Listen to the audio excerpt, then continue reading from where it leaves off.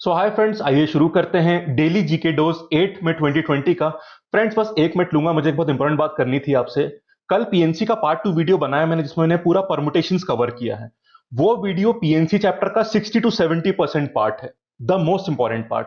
देखिए फ्रेंड, जब भी वीडियो बनाना मैं शुरू करता हूं तो मेरा पर्पस रहता है कि वीडियो छोटे बने, क्योंकि लंबे वीडियो कई बार लोग पूरा नहीं देखते हैं। पर्पस मेरा भी ये रहता है, पर फ्रेंड्स क्या करूं, कल का वीडियो 1 घंटे का बन गया। जब मैं बातें समझाने के लिए जाता हूं तो मुझसे शॉर्टकट नहीं अपनाया जाता।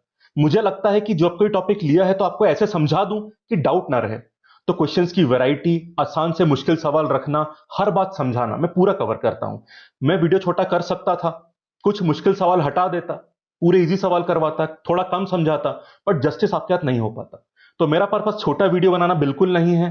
मेरा पर्पस एक ऐसा वीडियो बनाना है जिसको देखने के बाद आपको बिल्कुल अच्छा कॉन्फिडेंस उस टॉपिक में आ जाए, ये पर्पस रहता है। उस कारण से वीडियो लंबे बन जाते हैं, बट चीज काम की है, इसलिए मैं उसको शॉर्टकट या काम चला उसमें काम नहीं कर पाता, ये एक प्रॉब्लम है। ठीक है, तो आपके लिए सजेशन रहेगा, अगर वीडियो कुछ लंबे लग रहे हैं तो आप एक बार में मत देखो, 20 मिनट देख लो, आधा घंटा आज देख लो, आधा घंटा कल देख लो। आप चैनल पे तो रखे हैं वीडियोस, तो पार्ट में देख लो, पर वीडियो देखो जरूर। क्योंकि देखिए, ये एंटरटेनमेंट की वीडियोस नहीं है, ये एक प्रॉपर क्लास की तरह है। आप एक बार में 1 घंटा पढ़ाई करते हो ना, तो उस 1 घंटे में वीडियो देख लो और देखो कितना फायदा पहुंचता है आपको। तो इसको एज अ क्लासेस लो आप। ठीक है, ये मेरा रिक्वेस्ट है आपसे, क्योंकि मैं चाहता हूं चीजें सारी कवर हो, ऐसे पार्ट पार्ट में नहीं। ठीक है, तो आपके सपोर्ट का मुझे इंतजार रहेगा। लंबे वीडियो भले ही हैं, पर देखिए फायदा आप ही का है इसमें। ठीक है, ऑल्दो मेरी कोशिश है कि इन चीजों को छोटा बनाया जाए, बट जहां अब देखो, वो वीडियो ना पूरे पीएनसी का 70% पार्ट है, तो उसको मैं काम चलो तरीके से नहीं बना सकता। I hope you will understand this. ठीक है, चलिए शुरू करते हैं आज के, मतलब 8 में के कुछ इंपॉर्टेंट जीके डोजेस। पहला देखिएगा। अच्छा, आज का वीडियो का तो बताना भूल ही गया आपको। परमुटेशंस में एक छोटा सा पार्ट रह गया है, सर्कुलर परमुटेशन, जब हम लोग को सर्कल में बिठाते हैं। बहुत छोटा टॉपिक है, तो आज का वीडियो सेकंड वाला बहुत छोटा सा आएगा, बट बहुत इंपॉर्टेंट है, बहुत हाई डेंसिटी टॉपिक है। बहुत फेवरेट, बस बस एक दो फॉर्मूले का टॉपिक है। ठीक है, बट एग्जाम के लिए one of the favourite topics है। वो कंप्लीट करेंगे तो परमुटेशंस आज कंप्लीट हो जाएगा, और कल हम कॉम्बिनेशन शुरू करेंगे। और मुझे लगभग लग रहा है 3 दिनों में पीएनसी पूरा ही हो जाएगा। और फिर मैं आपको एसएससी, बैंक, कैट, जैट, हर एग्जाम के लिए आसान से आसान, मुश्किल से मुश्किल एक्चुअल एग्जाम क्वेश्चंस लाऊंगा और आपको दिखाऊंगा कि अब करना कितना आसान है इनको। आइए शुरू करते हैं आज का पहला topic. A very unfortunate incidence जो हुआ है विशाखापट्टनम में, जो गैस लीक वाला पूरा इशू था, उसकी हम बात कर रहे हैं। ठीक है, तो कल कुछ लोग की डेथ हुई, कई लोग को इवैक्यूएट करवाया गया, कई लोग हॉस्पिटलाइज हैं। तो एक बहुत अनफॉर्चुनेट गैस लीक इंसिडेंट है, एंड उसके बारे में कुछ फैक्ट्स देख लेते हैं। ठीक, तो पहले फैक्ट देख लीजिएगा। Styrene monomer is the gas, जो गैस लीक करी थी, तो उस गैस का नाम जरूरी है। Styrene monomer gas leak from a chemical plant belonging to LG Polymers India at R Venkatapuram, जो एरिया है विशाखापट्टनम का, वहां से लीक हुआ था। And about 2000 people were evacuated from 3 kilometre radius, तो उस पूरे एरिया को इवैक्यूएट करवा लिया गया है। अराउंड 11 पीपल्स हैव डाइड, 11 लोग की डेथ हो चुकी है, और 350 से ज्यादा लोग हॉस्पिटलाइज्ड हैं अभी। ठीक है, गैस लीक कल सुबह अर्ली मॉर्निंग, मतलब 3:30 AM पे हुआ था, और ये जो प्लांट है ये सेटअप होता 1961 में। ठीक है, तो ये पूरे फैक्ट्स इस केस के बारे में। एंड अगर स्टाइरीन के बारे में थोड़ा जानना चाहें, तो क्रॉनिक एक्सपोजर टू स्टाइरीन, मतलब जो एक कंटिन्यूस एक्सपोजर होता है, it can affect the central nervous system with symptoms such as headache, fatigue, weakness. It can also cause memory dysfunction and hearing loss. तो ये नुकसान हो सकते हैं, कुछ डेथ्स भी हो चुकी हैं। आंध्र प्रदेश के चीफ मिनिस्टर जो हैं, जिनका नाम है जगन मोहन रेड्डी, उन्होंने 1 करोड़ रुपीस कॉम्पनसेशन अनाउंस किया है for the family of deceased. ठीक है, तो इस तरह से, और एनडीआरएफ और स्टेट गवर्नमेंट दोनों लगी हुई हैं इस प्रॉब्लम को डील करने के लिए। लेट अस होप कि चीजें नॉर्मल जल्दी हो जाए। Next topic, Vaisakh day. कल वैसाख डे था, और इसी दिन बुद्ध पूर्णिमा भी सेलिब्रेट करते हैं। तो कल बुद्ध पूर्णिमा थी, या फिर आप विसाख डे बोल सकते हैं। वेरी इंपॉर्टेंट फैक्ट्स यहां पे मिलेंगे आपको। दिन कौन सा था? 7 में 2020, इसलिए छुट्टी भी थी। खैर अभी तो कई लोगों को लॉकडाउन है, इसलिए छुट्टी की मतलब कुछ फर्क नहीं दिख रहा होगा, बट नॉर्मल कोर्स में ये छुट्टी होती। सो yesterday was Buddha Purnima and Vaisakh day also, 7 में 2020। अब कुछ फैक्ट्स हैं इसके बारे में। ठीक, ये डे ऑफिशियली यूनाइटेड नेशंस भी मनाता है, इसलिए ये काफी इंपॉर्टेंट है। ये कुछ फैक्ट्स देखते हैं। तो पहली चीज, कब सेलिब्रेट होता है? The day of the full moon. हाँ, द एक सेकेंड, हाँ, the day of the full moon in the month of May. तो मे के मंथ में जो फुल मून का डे होता है वो अक्सर मे के फर्स्ट हाफ में पड़ जाता है, तब वैसाख डे सेलिब्रेट होता है, Buddha Purnima. It is the most sacred day to millions of Buddhists around the world and it was on the day, अब देखिए इस दिन की इंपॉर्टेंस समझिए, it was on the day of Visakh 2.5 millennia ago. मतलब कौन सी ईयर की बात हो रही है? 623 बीसी। अभी तो एडी चल रहा है, जीरो पॉइंट के पहले जो बीसी की बात हो रही है 623 BC. It was on the Visakh day that the Lord Buddha was born. तो लॉर्ड बुद्धा की बर्थ भी विसाख वाले डे में हुई थी। It was on the day of Visakh that Buddha attend enlightenment. तो लॉर्ड बुद्धा ने इनलाइटनमेंट भी विसाख वाले डे में अचीव किया था and it was on the day of Visakh that Lord Buddha in his 80th year passed away. तो बर्थ, इनलाइटनमेंट का अचीव करना और डेथ, तीनों चीजें विसाख के दिन में हुई थी, इसलिए इसको बहुत होली डे या सेक्रेड डे माना जाता है। और ये मई के जो फुल मून होता है उस दिन को चूज करा जाता है और इसे बुद्ध पूर्णिमा भी बोलते हैं। तो फैक्चुअली वेरी वेरी इंपॉर्टेंट, इस साल इस 7 मई को पड़ा है, ठीक है। और यूनाइटेड नेशंस भी इसको ऑफिशियली रिकॉग्नाइज करता है। तो it is national also and global event also, मतलब बहुत सारे देशों में इसको मनाया जाता है, दुनिया भर की ये बात है।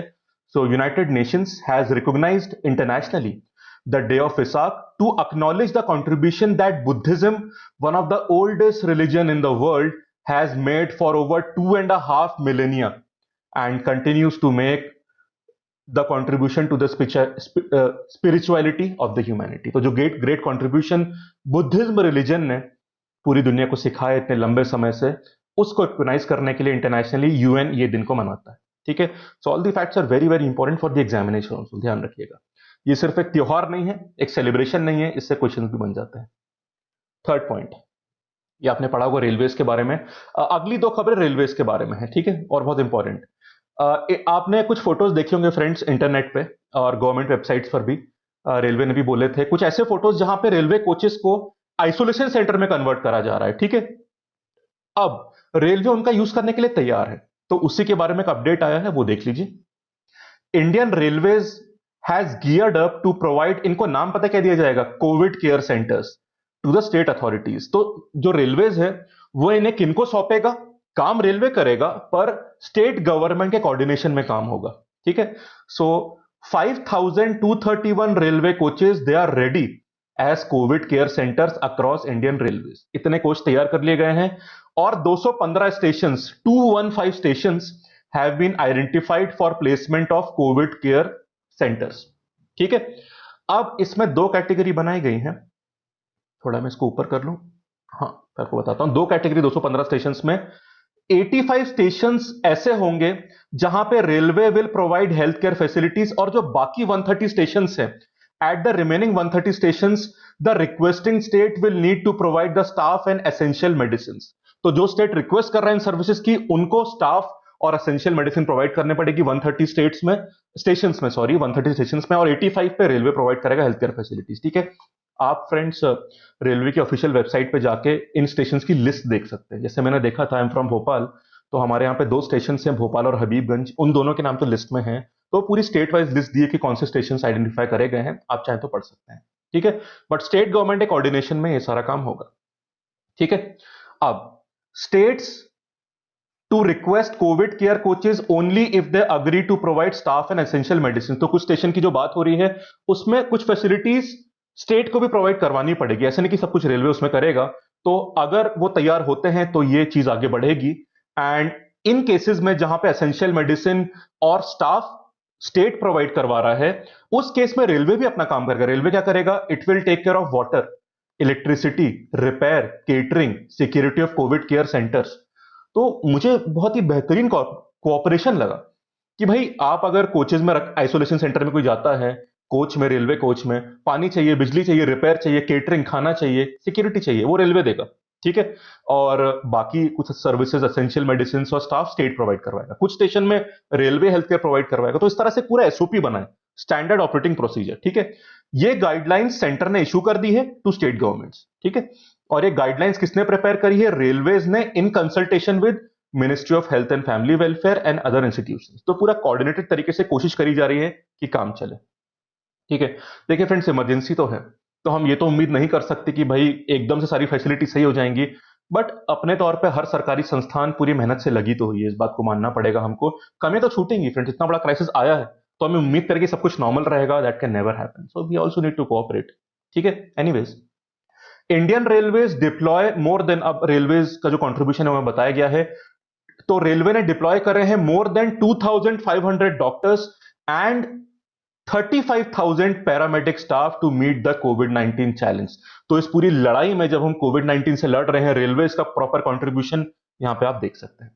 ठीक है, the coaches can be used, जिन कोचेस की बात है जिनको टर्न करा गया आइसोलेशन सेंटर में, the coaches can be used for very mild cases that can be clinically assigned to the COVID care centres as per the guideline issued by the ministry of health and family वेयर। तो किस तरह के cases, थोड़े mild cases यहां पे refer हो सकते हैं, ये गाइडलाइंस के थ्रू डिसाइड करा जाएगा। These coaches can be used in areas where state has exhausted the facilities and needs to augment the capacities for isolation of both suspect and confirmed covid cases। तो जब किसी state की facilities exhaust होंगी तब इनको भी use करा जा सकता है। तो it is more of a supplementary help जो अवेलेबल रहेगी, उसका यूज जरूरत पड़ने पर स्टेट गवर्नमेंट कर सकती है। ठीक है, और प्रॉपर प्रोसीजर सेट है यहाँ पे उस काम को करने के लिए। ये फोटो आप देख सकते हैं, कुछ फोटोज रिलीज हुए थे जहां पे, ये एक सैंपल फोटो है, ऑब्वियसली कुछ चेंजेस जरूर हो सकते हैं इससे, जिसमें कि कोचेस को बनाया गया है आइसोलेशन सेंटर्स।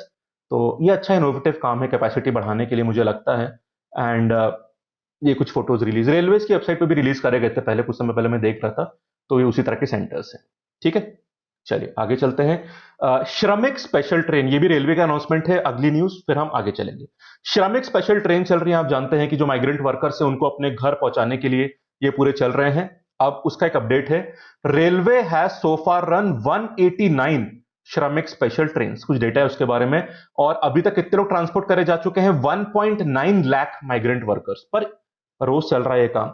ठीक है, तो फिर जैसे मैंने देखा था कि दिल्ली से भी अब ट्रेनें चलना शुरू हो गई हैं, एक एमपी के लिए ट्रेन आ रही है, तेलंगाना, मतलब बहुत जगह से ट्रेनें चल रही हैं। और पर्पस क्या है, to take migrant workers stranded in different parts of the country to their places. ठीक है, अब हर ट्रेन में लगभग 24 कोचेस लगाए जा रहे हैं और एक ट्रेन में 1000 से लेकर 1200 पैसेंजर्स तक की कैपेसिटी रखी जा रही है। ठीक है, तो ये अपडेट है श्रमिक स्पेशल ट्रेन के लिए फ्रॉम द इंडियन रेलवे। चलिए अब आगे चलते हैं, वेरी इंपॉर्टेंट न्यूज, ये एक बहुत इंपॉर्टेंट न्यूज है और इसमें कमिटी का नाम भी है, समझिएगा।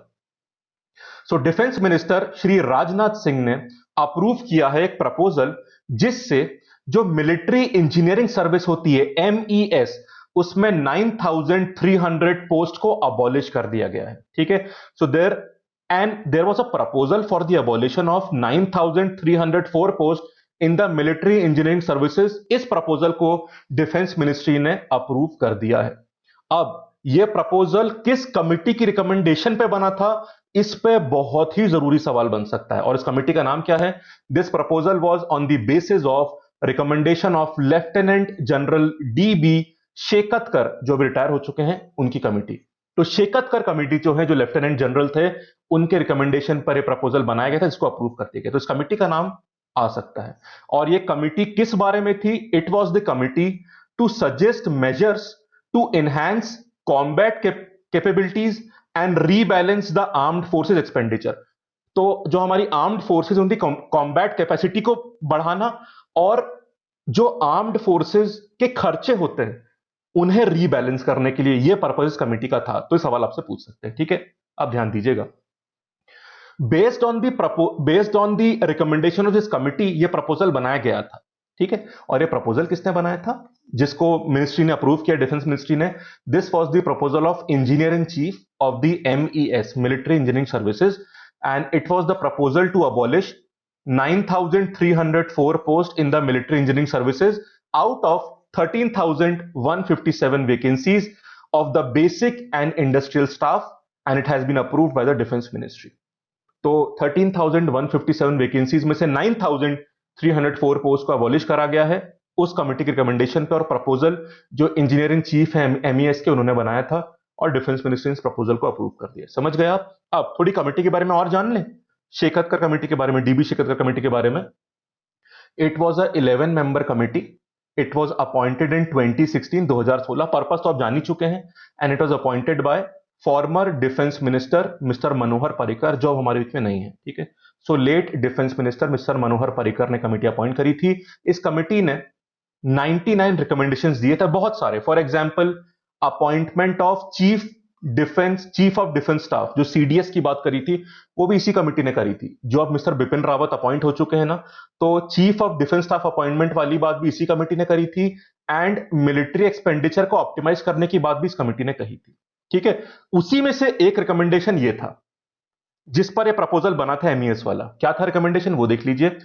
Restructure the civilian workforce in such a way that the work of MES can be done partly by departmentally employed staff and partly outsourced।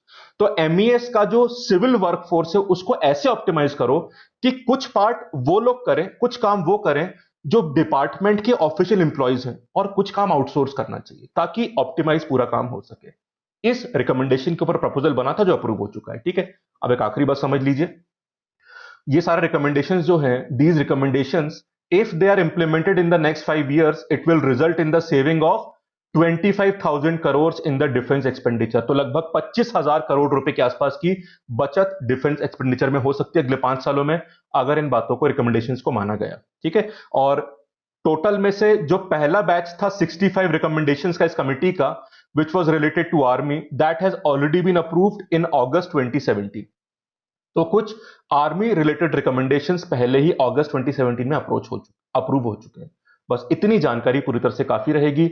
और लेफ्टिनेंट जनरल शेखतकर का फोटो ये आप यहां पे देख सकते हैं, ठीक है। वेरी इंपॉर्टेंट कमेटी, और उस पर क्योंकि एक्शन लिया गया है तो इंपॉर्टेंट सवाल बन सकता है। आइए आगे चलते हैं। दो सवाल अब इकोनॉमिक्स वाली फील्ड से एसबीआई से रिलेटेड, ठीक है, वेरी इंपॉर्टेंट। चलिए, दो सवाल है, पहला देख लीजिए। SBI has reduced the MCLR. अब ये क्या होता है? Marginal cost of fund based lending rate by 15 basis points across all tenures. मतलब जितने भी टेन्योर का वो फंड था उसकी बात यहां पे करी गई है। अब देखिए, पहले बेसिस पॉइंट का मतलब समझिए। अगर कोई रेट मान लो 8% है और मैंने उसको 7.5% कम कर दिया, ठीक है, मतलब 8% से 7.5% कर दिया, तो कितना कम किया? 0.5%। ये 0.5 पता क्या कहलाता है? 50 बेसिस पॉइंट, ठीक है। अगर आपने 8% को 7% कर दिया तो उसे 1 बेसिस पॉइंट नहीं, 100 बेसिस पॉइंट बोलोगे आप, ठीक है। तो उसी तरह से मान लो आपने 7.8 को 7.7 कर दिया तो आपने 10 बेसिस पॉइंट कम किया। ये फंडा होता है बेसिस पॉइंट का, ठीक है। तो अभी 15 बेसिस पॉइंट का रिडक्शन करा गया है। अब जो 1 ईयर एमसीएलआर होता है वो 7.25% हो गया। 7.25% कब से एप्लीकेबल होगा? मई 10th में से। अब देखिए, दो बातें ध्यान रखिए। एमसीएलआर का मतलब देख लीजिए पहले। एमसीएलआर जो होता है, ये जो रेट होता है, it is the minimum rate at which a bank can lend. तो बैंक जो लेंडिंग करती है उसका मिनिमम रेट एमसीएलआर हो सकता है। ये एमसीएलआर का मतलब होता है, इससे नीचे नहीं हो सकता रेट लेंडिंग का, ठीक है। दूसरी बात, ये जो फंडा है इस रेट का, एमसीएलआर मतलब ये टेनर या टेन्योर बेस्ड रेट होता है। मतलब जब भी कोई लेंड करा गया है पैसा या फंड, उसको पे बैक करने में कितना टाइम बचा हुआ है उसके बेसिस पर यह रेट निकलता है।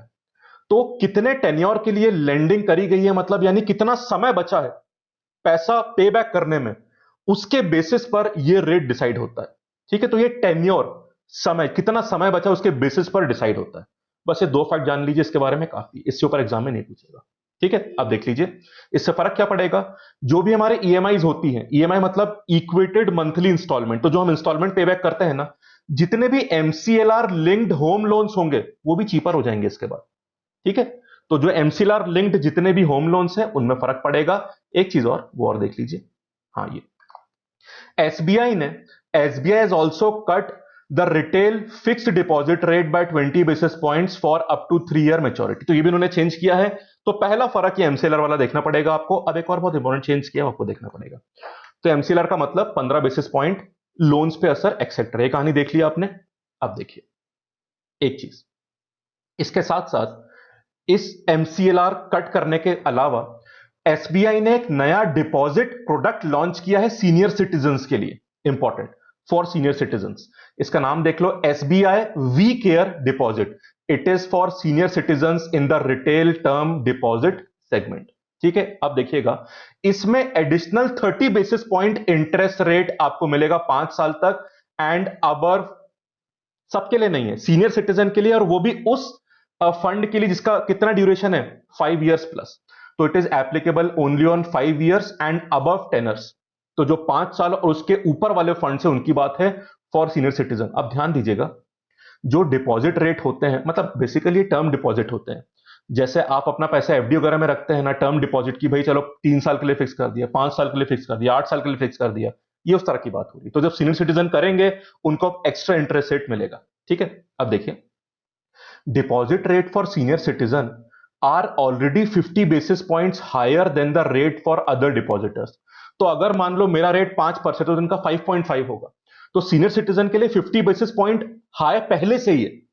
ठीक है, अब वो एग्जैक्ट रेट की बात नहीं करते कि वो 5 या 8 है, उस डेटा को छोड़ दीजिए, पर अंतर पे ध्यान दीजिए आप। ठीक है, अंडर दिस स्कीम तो देखो, रेगुलर डिपॉजिटर से सीनियर सिटीजन का रेट 50 बेसिस पॉइंट पहले से ही ज्यादा होता है। अब इफेक्टिव डिपॉजिट रेट अब कितना हो चुका है, 80 basis points higher than the ordinary deposit rate. तो 50 बेसिस पॉइंट तो पहले ही हायर था, अब उसको 80 बेसिस पॉइंट हायर कर दिया है। ठीक है, मतलब अगर किसी ऑर्डिनरी वाले का 8 है तो सीनियर सिटीजन का 8.8 हो जाएगा परसेंट। ठीक है, अब इसलिए हम कह रहे हैं कि एडिशनल कितना है, ये देखिए, additional 30 basis point. 50 basis point पहले से ज्यादा था सीनियर सिटीजन का, अब उसको 80 ज्यादा कर दिया। कितने का अंतर है, 30 का। ठीक, जरूरी कंडीशन देख लीजिए, ये जो एडिशनल 30 बेसिस पॉइंट है, they would not be payable in case of pre mature withdrawal of the deposit. अगर प्री मैच्योर मतलब जो भी टाइम डिसाइडेड है उससे पहले विड्रॉ करा गया है पैसा, तो फिर ये एक्स्ट्रा वाला पार्ट नहीं मिलेगा। समझ गए? चलिए, एक खबर और, this is very very important. ठीक है, एसबीआई से रिलेटेड है, पर ध्यान देना पड़ेगा आपको, ध्यान दीजिएगा। पिछली खबर पता है किसके बारे में था, रिटेल कस्टमर्स के बारे में, जैसे हम जैसे लोग जो कस्टमर हैं या फिर सीनियर सिटीजन हैं। अब ये कंपनीज के बारे में, एनबीएफसी के बारे में। एसबीआई एक कमर्शियल बैंक है, प्रॉपर वाली शेड्यूल्ड कमर्शियल बैंक, और एनबीएफसी क्या होता है, नॉन बैंकिंग फाइनेंशियल कंपनीज। अब देखिएगा, बहुत इंपॉर्टेंट पॉइंट, आरबीआई ने क्या बोला है, ये देखो, पहले आरबीआई का बता दूं मैं आपको। आरबीआई, फिर मैं खबर पे आता हूं। RBI has allowed banks to extend 3 month repayment moratorium to their term loan customers without classifying them as non performing asset. ठीक है, तो आरबीआई ने क्या बोला है फाइनेंशियल इंस्टीट्यूशंस को और बैंक्स को, कि जो भी आपके लोन धारी हैं, जिनके पास लोन है, तो जो पेमेंट करना है, ईएमआई देनी है, उसमें 3 महीने का मोराटोरियम देना पड़ेगा। मोराटोरियम मतलब आप अपना पेमेंट को थोड़ा डिले कर सकते हैं, कि आप 3 महीने तक पेमेंट नहीं दे तो चलेगा, आप पेमेंट बाद में कर सकते हैं। तो इस पेमेंट का जो डिफरमेंट मिल रहा है, इसी को मोराटोरियम बोलते हैं। ठीक है, चलिए, तो आरबीआई ने बोला है कि 3 महीने का रीपेमेंट का मोराटोरियम मिलना चाहिए टू द कस्टमर्स, और क्योंकि वो इस 3 महीने में लोन नहीं दे पा रहे हैं, तो उनको एनपीए या उनके अकाउंट को नॉन परफॉर्मिंग एसेट डिक्लेयर नहीं करना चाहिए। ठीक है, अब प्रॉब्लम ये है, प्रॉब्लम समझिए पहले, फिर खबर पे आता हूं। Banks have extended this facility to retail borrowers, but they are reluctant to extend this to NBFCs. ठीक है, क्योंकि एनबीएफसी, ये देखो, bank funding is the key source of liquidity for the NBFCs. तो जो हमारी एनबीएफसी होती है ना, नॉन बैंकिंग फाइनेंशियल कंपनी, उनका भी सोर्स ऑफ लिक्विडिटी क्या होता है, मेनली बैंक से ही आता है। ठीक, अब बैंक ने, जैसे मैं एसबीआई कस्टमर हूं, तो मेरे लोन को तो 3 महीने के लिए थोड़ा पेमेंट के लिए माफ करा गया है। ठीक है, उसके बाद दे सकता हूं मैं।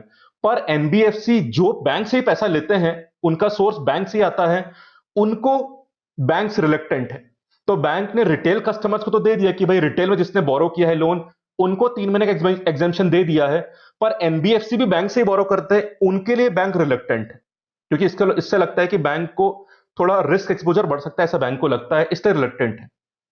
और प्रॉब्लम क्या है, बैंक फंडिंग पे ही एनबीएफसी काफी डिपेंड करते हैं। अब एनबीएफसी को भी तो लोन रीपेमेंट मोराटोरियम अपने कस्टमर्स को देना पड़ेगा, कि भाई चलो 3 महीने बाद दे देना। So NBFC have extended the loan repayment moratorium benefits to their customers. But problem पता है क्या है, उन्होंने कस्टमर से तो बोल दिया कि भाई पेमेंट थोड़ा डिले कर दो, but they did not gate similar benefits from the bank. तो उन्होंने अपने कस्टमर को तो कर दिया, और बैंक ने भी अपने कस्टमर को कर दिया, पर बैंक ने एनबीएफसी को विंडो नहीं दिया। और एनबीएफसी बैंक पे बहुत डिपेंड करते हैं अपनी लिक्विडिटी के लिए। इस कारण से एक सीवियर लिक्विडिटी क्रंच आ रहा था एनबीएफसीज में। बट ऐसे टाइम पे एसबीआई ने थोड़ा ये अच्छा काम किया है, जो हम पढ़ेंगे। ठीक है, ये है खबर। SBI has extended loan moratorium to NBFCs. ये थोड़ी राहत की खबर है एनबीएफसी से। तो बैकग्राउंड के बाद मतलब समझ गए आप। तो ये थोड़ी राहत की बात है। This is a huge relief to the non banking financial companies who are facing cash crunch. NBFCs, अब एग्जैक्ट टर्म्स देख लीजिए। NBFCs can avail 3 month moratorium on payment of installments. 3 महीने का उनको एग्जेम्पशन या एक डिले या डिफरमेंट या मोराटोरियम मिलेगा। ठीक है, बट इस मोराटोरियम को लेने के लिए NBFCs will have to apply. इनको ये बाय डिफॉल्ट एक्सटेंशन नहीं मिलेगा, अप्लाई करना पड़ेगा। और एक चीज और, only an NBFC with negative cash flow can avail this facility. सब लोग नहीं, जिस एनबीएफसी में नेगेटिव कैश फ्लो है वही इस मोरेटोरियम को अवेल कर सकता है।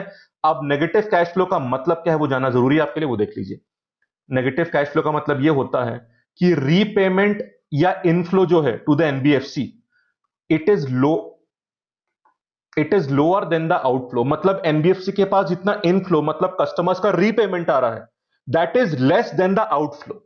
मतलब inflow is less than the outflow, इसलिए नेट नेगेटिव फ्लो है, मतलब फ्लो बाहर जा रहा है नेट। इस कारण से ऐसे एनबीएफसीज अप्लाई कर सकते हैं एसबीआई के साथ। किसके लिए? मोराटोरियम ऑफ लोन रीपेमेंट के लिए। अब पूरी कहानी समझ में आ गई, इतना जानना काफी रहेगा। ये बैकग्राउंड थी, ये कहानी थी आज की जो न्यूज थी। क्लियर है? तो इकोनॉमिक्स में काफी इंपॉर्टेंट न्यूज हमको मिली आज, specially related to SBI. Who is the head of RBI? कौन है भाई chairman? Mister Rajneesh Kumar is the chairman of State Bank of India. ये उनका फोटो आप देख सकते हैं। ठीक है, mister Rajneesh Kumar is the head of SBI. चलिए, एक और बहुत इंपॉर्टेंट खबर। Indian meteorological department IMD has included Pakistan occupied Kashmir in the weather forecast. It is a important step. आप जानते हैं कुछ दिन पहले खबर आई थी, मैंने कवर भी किया था 2 दिन पहले, शायद 2 या 3 दिन पहले।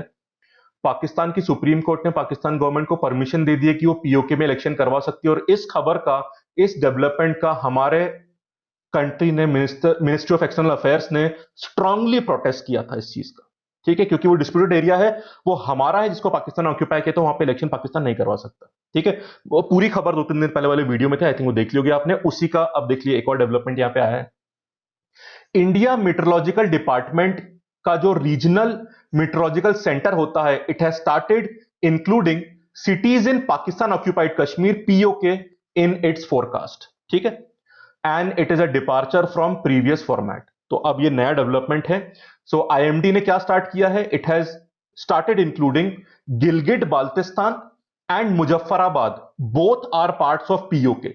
गिलगिट बाल्टिस्तान और Muzaffarabad parts of Pakistan occupied Kashmir है, under the Jammu and Kashmir meteorological subdivision since May 5। ठीक है, तो May 5 से जो जम्मू कश्मीर का मेट्रोलॉजिकल सब डिविजन है, उन्होंने पीओके में गिलगिट बाल्टिस्तान और मुजफ्फराबाद को भी इंक्लूड किया है उनका वेदर फोरकास्ट के लिए। ठीक है, और आईएमडी के डीजी कौन है? डायरेक्टर जनरल, ये नाम इंपॉर्टेंट होता है। सो आईएमडी के डीजी है मिस्टर एम महापात्रा। ठीक है, आप थोड़ा मैप में देखिएगा, ये इंडिया का मैप है, मैं जूम इन करूंगा अभी।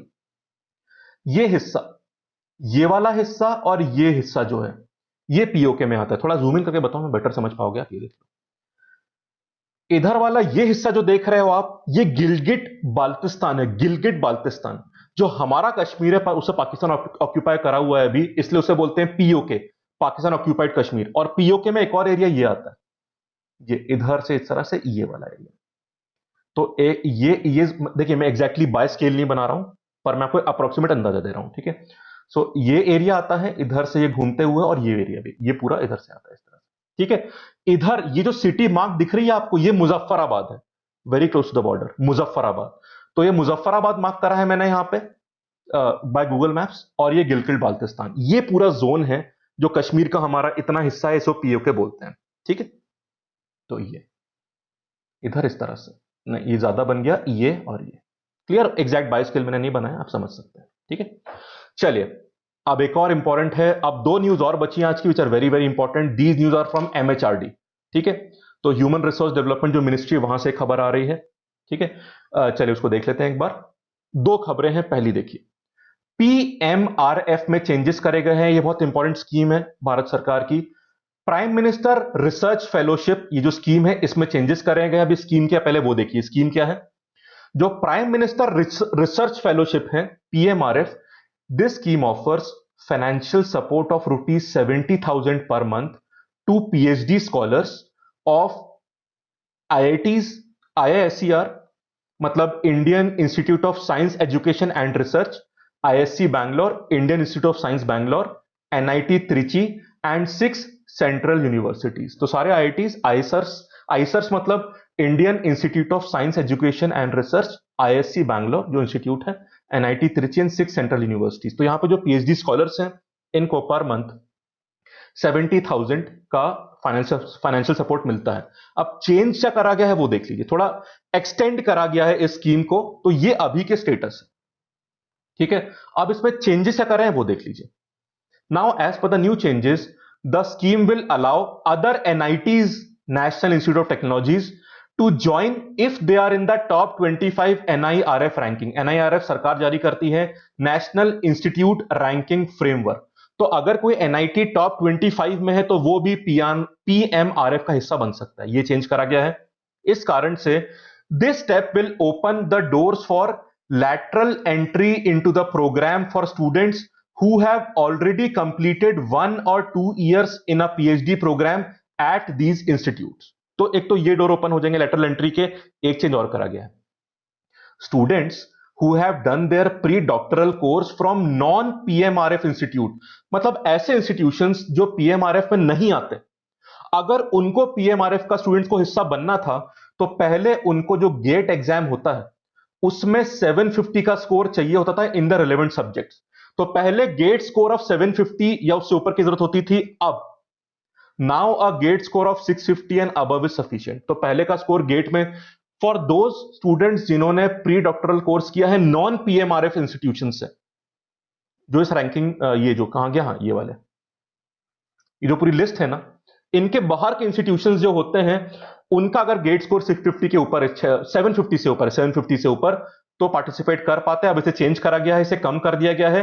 अब जिसका गेट स्कोर 650 से ऊपर है वो अप्लाई कर सकता है। तो थोड़ा रिडक्शन करा गया है स्कोर में। क्लियर? चलिए, एग्जैक्ट डिटेल आपको इसके बारे में, अगर आप भी एस्पिरेंट हैं इन सब कोर्सेज के, तो आप MHRD की वेबसाइट पे जाके पूरे टर्म्स और डिटेल में पढ़ सकते हैं। ठीक है friends, last news for the day, very interesting news, very interesting news. आप जानते हैं फ्रेंड्स, बहुत सारे एग्जाम्स पोस्टपोन हो रहे हैं। अब पता नहीं कब हो पाए, कुछ की डेट्स आ चुकी, कुछ की नहीं आई। यहाँ पे एक डेट आ चुकी है, देख लो यहाँ पे। जेई एडवांस जो ज्वाइंट एंट्रेंस एग्जाम होता है ना IIT के एंट्री के लिए, joint entrance examination JEE advance for the entry to IITs, उसकी नई डेट आ गई अगस्त 23। पहले मई 17 को होने वाला था। तो कल HRD मिनिस्ट्री ने जो ब्रीफिंग करी थी उसमें खबर आ गई अगस्त 23। अब प्रॉब्लम यह है कि एग्जाम डिले हो रहे हैं, पर बाद में भी देखो सोशल डिस्टेंसिंग, कोरोना का बढ़ना, बहुत प्रॉब्लम्स तो है। उसी पूरी प्रॉब्लम में एक बहुत इंटरेस्टिंग खबर आई एग्जाम्स के बारे में। एक मैट एग्जाम है, it can be taken from home. तो एक नया तरीका निकाला गया मैट एग्जाम कंडक्ट करने का, बहुत इंटरेस्टिंग। देखिएगा मैट होता क्या, पहले वो जानिए फिर मैं बताता हूं खबर क्या है। मैट मतलब मैनेजमेंट एप्टीट्यूड टेस्ट। ठीक है, ध्यान रखिएगा, जब हमें MBA कॉलेज में एडमिशन लेना होता है, जिसको हम B स्कूल्स बोलते हैं, बिजनेस स्कूल्स, MBA करने के लिए सबसे इंपॉर्टेंट एग्जाम कैट होता है। ठीक है, कैट एग्जाम जो होता है जिससे IIMs और बाकी टॉप कॉलेज के लिए एंट्री होती है। कई एग्जाम प्राइवेट वाले, जैसे जैट एग्जाम होता है, IFT का एग्जाम उस तरह से होता है। IFT तो खैर सरकारी एग्जाम होता है। जैट एग्जाम XLRI के लिए होता है, कैट होता है। उसी तरह से एक मैट एग्जाम भी होता है जिसमें काफी B स्कूल इसका स्कोर लेते हैं। ठीक है, तो उसी एग्जाम की बात कर रहे हैं। ठीक, now this exam has been approved by MHRD इन 2003 as national level standardised test. और इसे कंडक्ट कौन करता है? AIMA, All India Management association.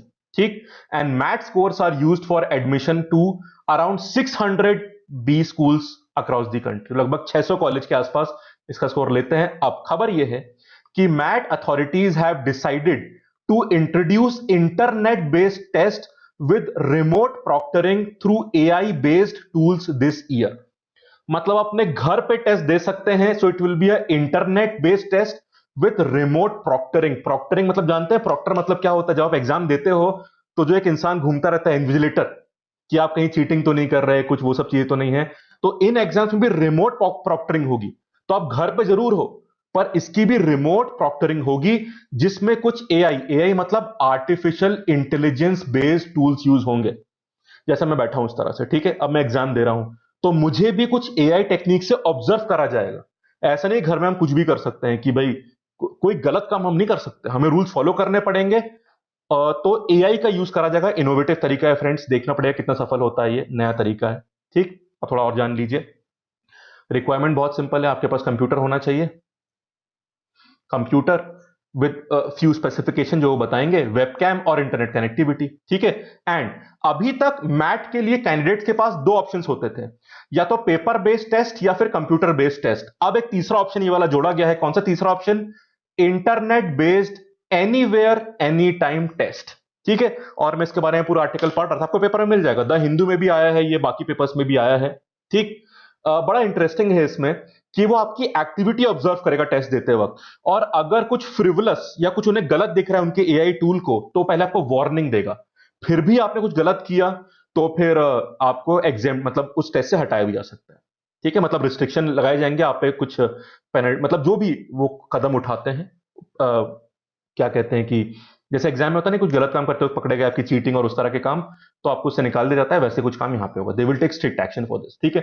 पर उसके लिए क्या यूज करेंगे वो लोग, क्योंकि अब वो तो घर पे आ नहीं सकते आपके, आर्टिफिशियल इंटेलिजेंस बेस्ड टूल। तो बड़ा इंटरेस्टिंग होगा कि मैं ऐसे बैठा हूं, अब अगर मैं कुछ गलत काम कर रहा हूं तो मुझे ऑब्जर्व करेंगे वो लोग वहां से, और फिर एक अलर्ट आएगा, तो बड़ा इंटरेस्टिंग होगा, ठीक। But I am very sure कि इंडिया के स्टूडेंट्स ईमानदार, पूरी ईमानदारी से इन नए मेथड्स को भी ऑनेस्टली अपनाएंगे, ठीक है। कोई गलत काम मुझे तो नहीं लगता कि पूरा ऑनेस्टी स्टूडेंट की तरफ रहेगी, बट ये टूल्स कैसे काम करते हैं उसको ऑब्जर्व करना इंटरेस्टिंग होगा, ठीक है। तो लेट अस सी, फाइनली वो दौर आ रहा है जब ये सब चेंजेस हो रहे हैं, कितने सफल होते हैं देखना पड़ेगा, ठीक है फ्रेंड्स। इंपॉर्टेंट खबर थी। तो ये थे आज के top 10 very important news points, और सारे इलेबोरेट चीजें मैंने बताई आपको, ठीक है फ्रेंड्स। तो आई होप अगर पसंद है तो आप लाइक कर दीजिएगा वीडियो को, कमेंट जरूर करिएगा, आपके फीडबैक्स इंपॉर्टेंट है, और सब्सक्राइब कर लीजिएगा। और दिन में जो सर्कुलर परमुटेशन का वेरी इंपॉर्टेंट छोटा सा वीडियो का बट बहुत इंपॉर्टेंट होगा, वो आने वाला है, उसको जरूर देखिएगा, ठीक है। Thank you, have a nice day.